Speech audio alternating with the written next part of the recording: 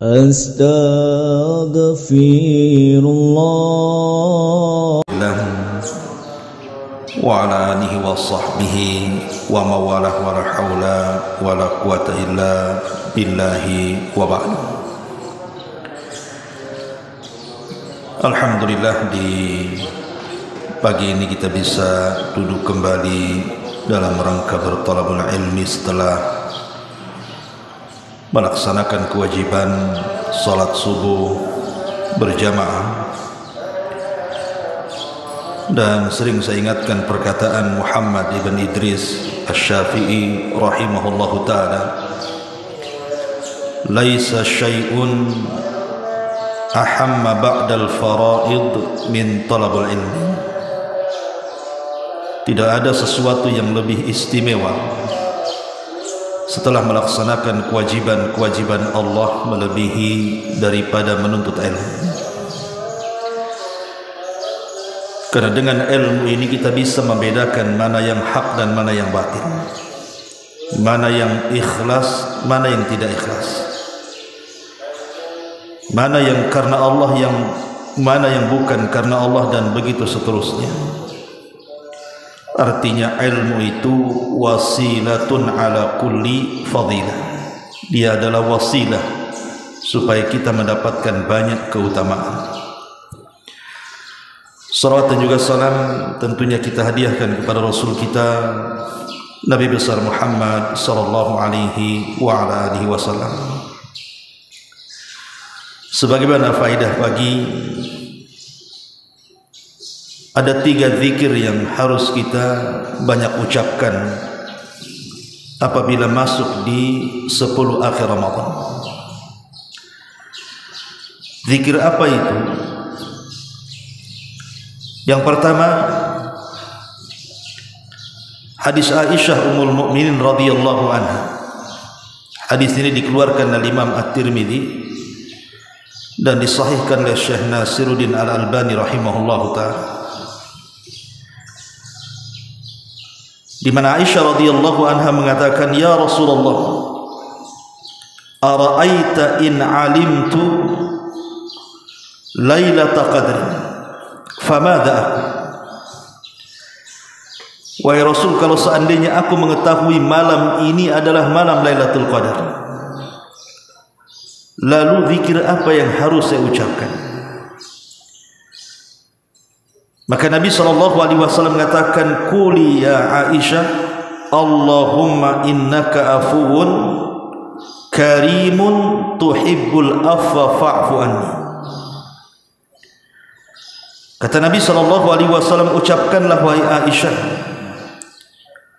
ya Allah, sesungguhnya engkau maha pemaaf lagi maha mulia. Allahumma innaka afuwun karim. Ya Allah, sesungguhnya engkau maha pemaaf lagi maha mulia. Tuhibbul afwa fa'fu anni. Engkau mencintai para pemaaf, maka maafkanlah diriku. Maka inilah zikir yang harus banyak kita ucapkan di 10 akhir Ramadan. Allahumma innaka afuwun karim tuhibbul afwa fa'fu anni. Ma'asyiral muslimin yang dimuliakan Allah Azza wa Jalla, di sini Allah Subhanahu wa taala disifati dalam doa ini atau zikir ini dengan sebutan Al-Afu. Allah itu maha pemaaf. Kalimat Al-Afu ini lebih luas maknanya dibandingkan kalimat Al-Maghfirah. Jadi kalau kita memintakan ampun akan dosa-dosa kita kepada Allah, maka ada istilah istighfar. Kita meminta ampun kepada Allah Azza wa Jalla. Tapi kalimat Al-Afu ini lebih luas dibandingkan hanya sekedar istighfar. Lalu apa bedanya? Sebagian para ulama mengatakan bedanya adalah kalau kalimat istighfar diambil dari kalimat Al-Ghaffar, artinya Allah Subhanahu wa taala mengampuni dosa-dosa kita dan menutupi aib-aib kita tetapi dosa itu masih ada pada diri kita. Sebagaimana hadis yang ma'ruf, kelak pada hari kiamat orang-orang yang mendapatkan hisab mudah. Hisab itu ada dua, ada hisab sulit, ada hisab mudah. Apa bedanya hisab mudah dengan hisab sulit itu? Kalau hisab sulit, apabila kita dipanggil di hadapan Allah Subhanahu wa taala, kemudian kita disuruh untuk mengakui dosa-dosa kita, kita menyangkalnya. Ketika Allah Subhanahu wa taala bertanya, "Bukankah engkau pernah berzina?" Dia mengatakan tidak, padahal dia berzina. "Bukankah engkau membunuh?" Dia mengatakan tidak, padahal dia membunuh. Dan begitu seterusnya. Sampai akhirnya Allah Subhanahu wa taala datangkan saksi-saksi yang begitu banyak. Semua akan jadi saksi. Termasuk bumi yang kita pijak juga akan menjadi saksi, sebagaimana Allah katakan, "Yauma idzin tuhadditsu akhbaraha." Pada hari itu bumi akan menghabarkan beritanya. Maka bumi akan menjadi saksi. Bahkan kulit yang ada pada badan kita pun ikut bersaksi.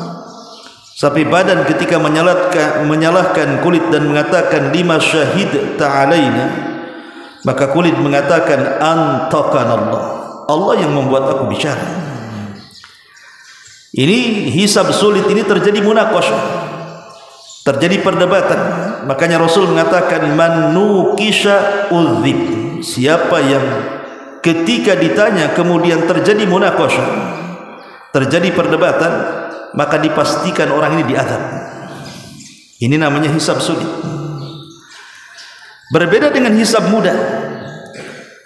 Hisab mudah itu setiap Allah bertanya kepada kita tentang dosa kita, maka kita selalu mengatakan, "Iya, saya melakukannya."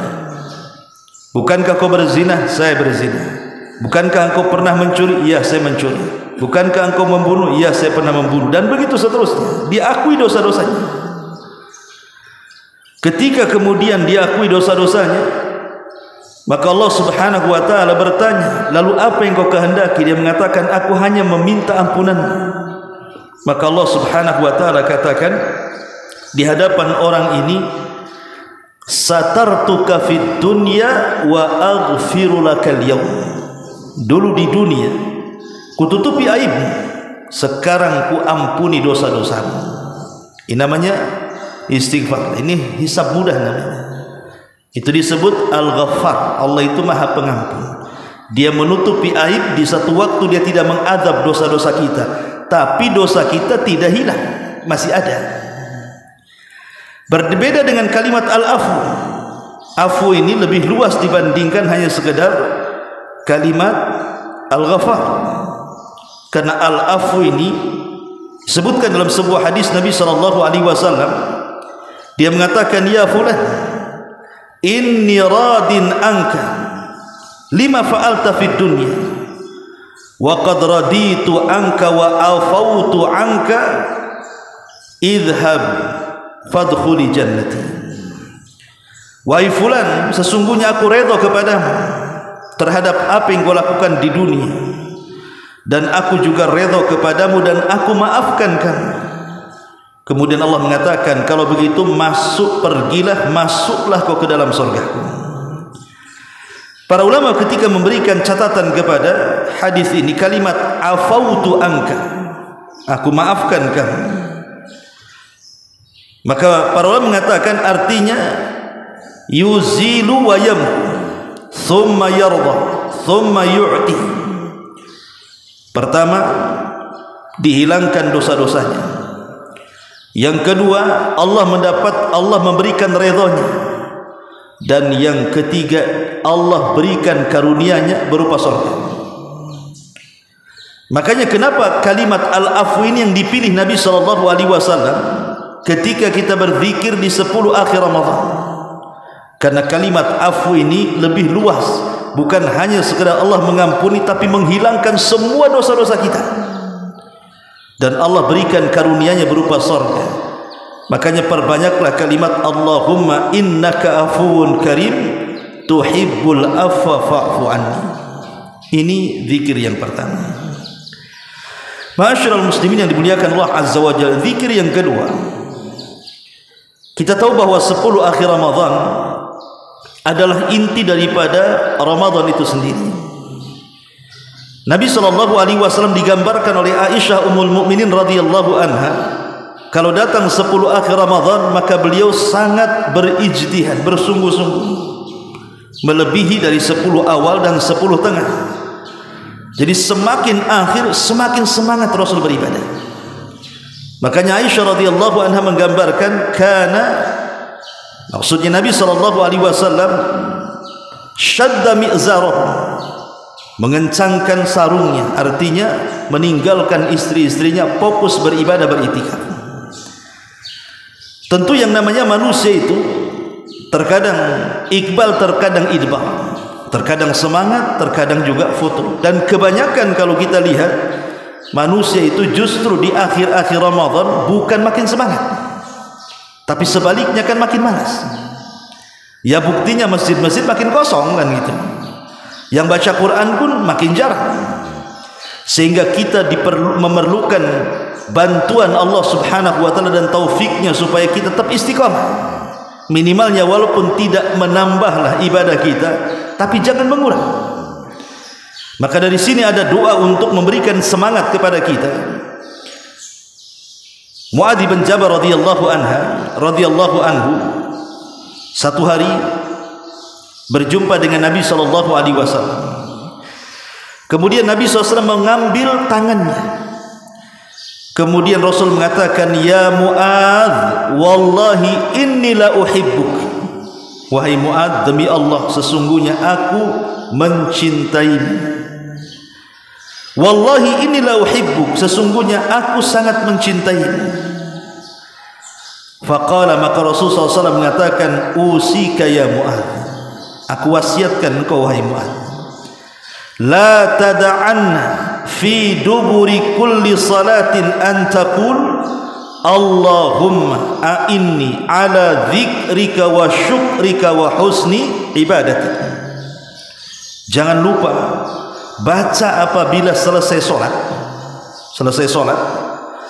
Allahumma ya Allah a'inni, bantu aku, tolong aku, ala dzikrika, agar senantiasa mengingat kamu, wa syukrika, agar senantiasa bersyukur kepadamu, wa husni ibadatik, agar senantiasa engkau memperbaiki terus ibadahku kepadamu.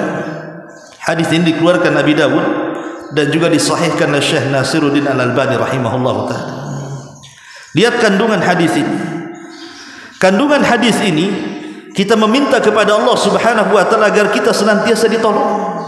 Karena kalaulah bukan taufik dari Allah, tentu anda juga tidak mungkin datang ke masjid ini kemudian sholat subuh. Makanya meminta kepada Allah Azza wa Jalla setiap selesai sholat dengan zikir ini, Allahumma a'inni ala zikrika wa syukrika wa husni ibadati. Pendek. Allahumma ya Allah, a'inni, tolonglah aku, bantulah aku, ala zikrika, agar senantiasa mengingatmu, wa syukrika, dan senantiasa bersyukur kepadamu, wa husni ibadatik, dan agar senantiasa kau perbaiki terus ibadahku kepadamu. Ini penting zikir ini, karena bagaimanapun setiap kita sholat, kita sering mengucapkan kalimat iyyaka na'budu wa iyyaka nasta'in. Sebenarnya isti'anah, meminta pertolongan, itu tidak perlu disebut karena dia bagian daripada ibadah. Tetapi kenapa Allah Subhanahu wa ta'ala mengulang setelah iyyaka na'budu wa iyyaka nasta'in? Bukankah isti'anah juga bagian daripada ibadah? Ya, kata para ulama, diulangnya kalimat nasta'in setelah na'budu karena tidak mungkin kita beribadah kecuali karena pertolongan Allah. Kita sholat, kita puasa, kita baca Quran, tidak mungkin kita bisa lakukan kalau bukan karena pertolongan Allah. Makanya dengan zikir selepas sholat ini, hakikatnya kita meminta pertolongan kepada Allah agar kita diperbaiki zikir kita, syukur kita, dan ibadah kita. Allahumma inni ala dzikrika wa syukrika wa husni ibadati. Ini yang kedua. Kemudian yang ketiga, hadis yang dikeluarkan Abi Musa Al-Asy'ari radhiyallahu anhu. Hadis ini dikeluarkan Imam Bukhari dan Muslim. Nabi SAW pernah berkata kepada Abdullah ibn Qais dan mengatakan, ya Abdullah ibn Qais, qultu labbaika ya Rasulullah. Kata Abdullah ibn Qais, kupenuhi panggilanmu wahai Rasul. Kata Nabi SAW, ala adulluka ala kalimatin min kanzin min kunuzil jannah. Maukah aku habarkan kepadamu sebuah kalimat yang merupakan pembendaharaan dari pembendaharaan sorga, simpanan daripada simpanan sorga. Kata Abdullah ibn Qais, dia mengatakan, bala ya Rasul, tentu wahai Rasul. Apa kalimat itu? Maka Nabi SAW mengatakan, kul, katakan wahai Abdullah ibn Qais, la hawla wa la quwwata illa billah. La hawla wa la quwwata illa billah. La hawla, hawla itu artinya kalau di bahasa Indonesia kan mungkin tidak ada daya, tapi haula ini artinya adalah harakat, pergerakan. Haul itu artinya pergerakan. Kita bergerak sholat, kita bergerak baca Quran, kita bergerak berpuasa, bergerak beribadah, itu dalam bahasa disebut haul. Artinya tidak ada gerakan yang kita lakukan, wala quwwata, dan tidak ada kekuatan, illa billah, kecuali semua karena pertolongan Allah Azza wa Jalla. Al-Imam Al-Harawi rahimahullahu ta'ala mengatakan, kalimat al-haul al-harakah, ay la harakata wala istita'ata illa bimasyiatillahi azza wa jalla. Artinya kita tidak mungkin bergerak dalam rangka beribadah tentunya, dan tidak mungkin punya kekuatan untuk beribadah kecuali karena kehendak Allah. Jadi kalimat la haula wala quwata illa billah ini adalah kalimat yang ajaib, ikhwan. Karena kalimat ini bisa mendatangkan kekuatan. Syekhul Islam Ibn Taimiyah rahimahullahu ta'ala dan juga muridnya Imam Ibnul Qayyim, beliau menceritakan, jadi saat Allah Subhanahu wa ta'ala menciptakan arsy, dan arsy itu makhluk Allah yang paling besar dan makhluk Allah yang pertama kali Allah ciptakan, itu arsy namanya. Dan arsy itu bentuknya kubah. Lah arsy ini kan besar, makanya Rasul ketika membandingkan bumi dengan langit saja, ibarat cincin dilempar ke padang pasir. Cincin itu buminya, langit itulah padang pasirnya. Kalau digabungkan langit dengan bumi kemudian dibandingkan dengan kursi, maka sama dengan cincin dilempar ke padang pasir. Langit dan bumi itu cincinnya, kursi itulah padang pasirnya, dan kursi itu tempat berpijaknya Allah. Itu kursi artinya. Kalau seandainya digabungkan semua dibandingkan dengan arsy Allah Azza wa Jalla, maka itu sama dengan cincin dilempar ke padang pasir.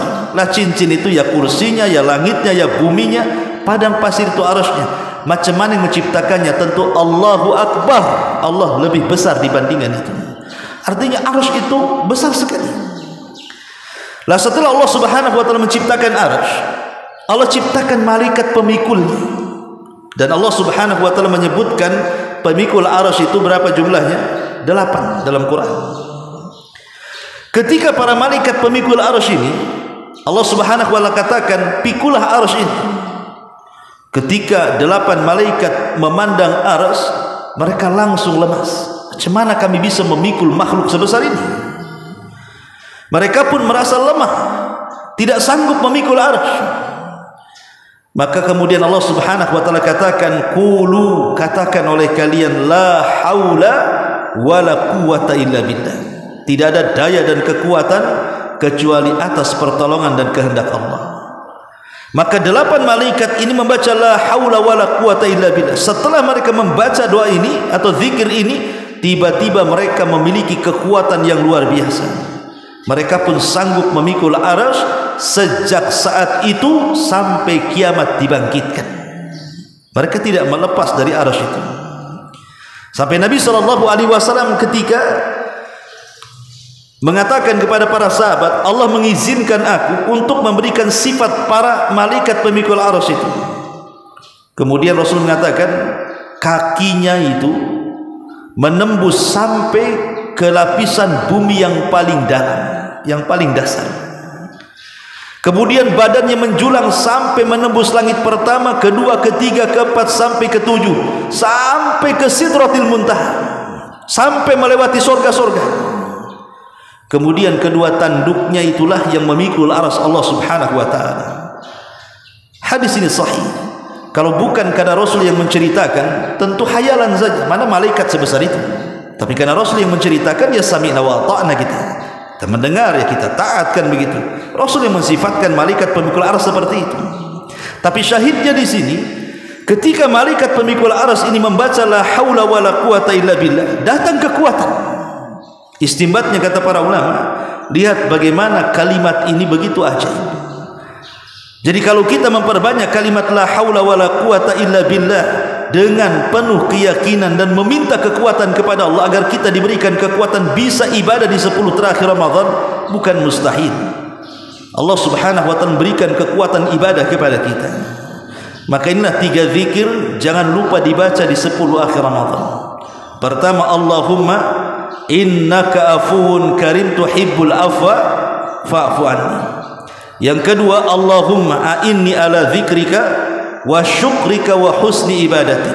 Dan yang ketiga, la haula wala quwata illa billah. Wallahu a'lam bishawab. Subhanaka wa bihamdika asyhadu an la ilaha illa anta astaghfiruka wa atubu ilaik. Allahu ta'ala alam. Assalamualaikum warahmatullahi wabarakatuh.